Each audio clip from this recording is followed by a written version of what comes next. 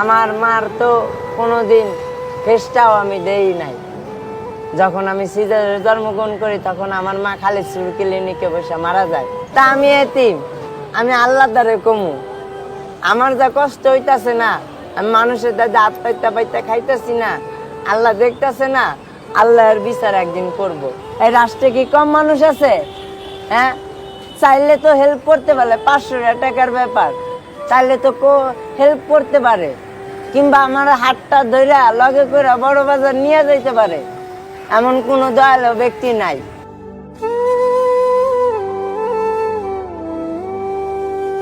ভাইয়া, জি ভাই বলেন। নাম কি তোমার? মোহাম্মদ ইমন ভাই। ভাই এখানে কি করো? ভাই বোতল কুড়াইতেছি। এর ভিতর কি দেখি? বোতল ভাই। এর ভিতর বোতল? জি ভাই। তোমার বাড়ি কোথায়? ভাই আমার জন্মস্থান হলো খালিশপুর আলমনগর, মুন্না খালিশপুর? মক্কিমাদানি মসজিদ। তো এইখানে বোতল টুকাচ্ছে কেন? তোমার মা বা ভাই বোন কেউ নাই?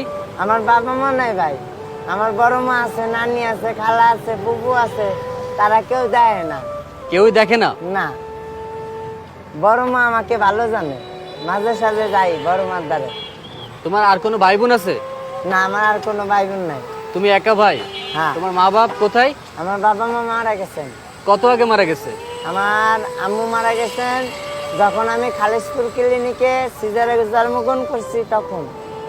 আর আব্বা মারা গেছেন 3.5 বছর বয়সে, তখন আব্বারা আমি কি দেখছি। সাথে কথা বলো, তুমি কথা বলে রাখো। তুমি যখন ছোট ছিলে তখন তোমার বাবা মা মারা গেছে, তোমার মারে তুমি দেখো না, তারপর থেকে তুমি বড় হয়েছো কার কাছে? নানির মার দ্বারে। নানির বড় মার দ্বারে।